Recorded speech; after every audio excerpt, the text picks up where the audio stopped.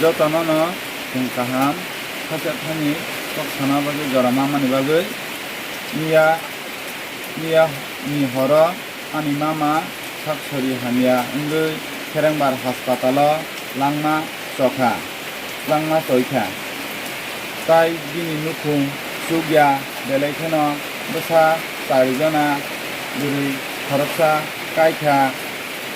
bo khoroksa panchayat ni member tipramo thani wngui kaya tuya tongkhe jotono nakarsano ani kok samani asirno hambai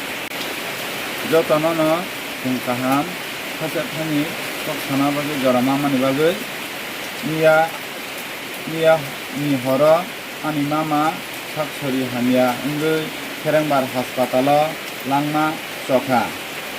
toikha